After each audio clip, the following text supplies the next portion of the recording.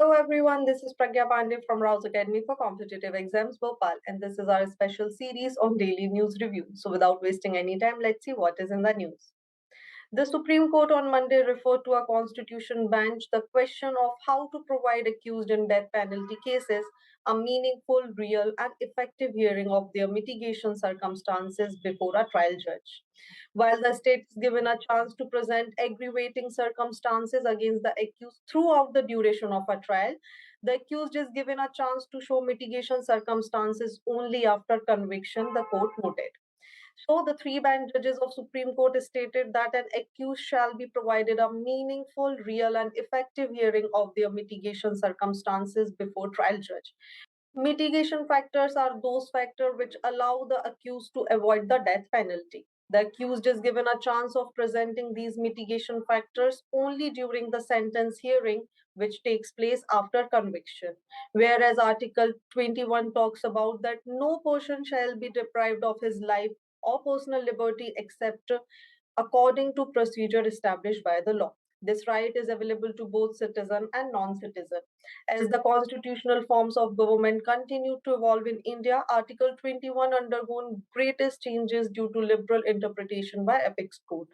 In a similar case, in Maneka Gandhi versus Union of India 1978, Honorable Supreme Court held that the law depriving person from his life or liberty shall be just fair and reasonable and shall not be oppressive, forceful, or arbitrary, but due process of law shall be followed.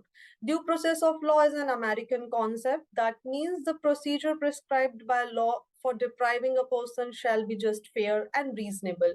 It means that a court will not only examine a law from a point of view of a legislative competence, but from the point whether intention of law is bona fide or malafide. Let's understand something about the constitutionality of death penalty. Indian Penal Code and few other criminal laws provide for the death penalties in rarest of the rare cases in certain grave offenses like murder, treason, dacoity, etc. The constitutional validity of death penalty was upheld by Supreme Court in plethora of cases if it is given in procedure established by law and the due process of law is followed. Death penalty is an exemption and right to life is a rule. There are certain arguments in favor of death penalty, and the one theory is retributive theory of punishment that talks about suffering of wrongdoer is an appropriate way is real justice, whereas deterrence theory of punishment says that it creates deterrence in society and sets an example. But there are certain arguments against the death penalty, like deterrence is ineffective.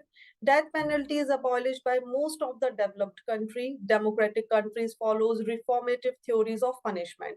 And as per the Amnesty International, human justice system is not infallible and there is always a risk of execution of innocent.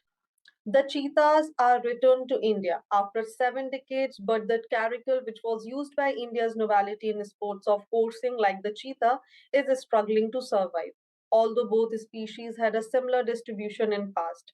In a recent research study have now mapped out the most suitable areas of the species to survive in India.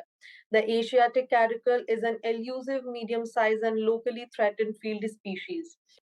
Large scale hunting, illegal trading, and natural habitat defragmentation, etc., are the some of most probable reason for its vulnerability.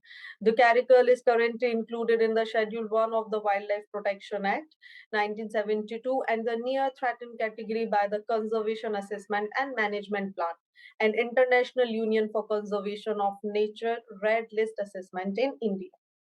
After 2 years of in-person restriction due to COVID-19, more than 150 delegates from across the world convened in New York for the 77th session of the United Nations General Assembly. The theme for the 77th session is a watershed movement, transformative solution to interlocking challenges. Let's understand something about the UNGA. United Nations General Assembly is the United Nations chief policy making and representative organ that was created in 1945 It meets from September to December every year and then again between January and August. Each of 193 members state of the United Nations has an equal vote in General Assembly, where key decisions for the body are made, such as appointment of the United Nations General Secretary, approving the United Nations budgets, electing non-permanent member to the Security Council, and making recommendations through resolution. However, it has no power to enforce these resolutions. The key issues that India will be focusing on during the high level United Nations General Assembly sessions are like counterterrorism, peacekeeping, reformed multilateralism, climate action, and equitable access to COVID-19 vaccines. Pradhan Mantri Modi ji also laid out the five S's. Those are Samman, that means respect, Samvad, that means dialogue, Sahyog, that means cooperation, and Shanti, that means peace, and Samriddhi, that is prosperity. These will be the guiding light for India in the UNGA. Nicobar Island becomes India's first Swachh Sujal Pradesh. The center plans to introduce a new scheme, PM Pranam, that stands for Pradhan Mantri Promotion of Alternate Nutrients for Agriculture Management Yojana. It aims to reduce the use of chemical fertilizers by intensivizing states. This scheme will not have a separate budget and will be financed by the saving of existing fertilizer subsidy under a scheme run by the Department of Fertilizer. World's first public database global registry of fossil fuel launched by the Carbon Tracker and the Global Energy Monitor. It includes data from more than 50,000 oil, gas, and coal fields in 89 countries, covering 75% of global production. It also makes previously disparate of hard to access data publicly available, including to investor, experts, and activists. So this is it for today. Join our batches for UPSC, MPPSC Civil Services Examination. Seats are very limited. So hurry up. Thank you for watching this video. Do not forget to hit like button, comment your valuable feedback, and also press the subscribe button to never miss any updates. Please follow us on Instagram and Facebook. Links are given below in the description box. Thank you and see you tomorrow.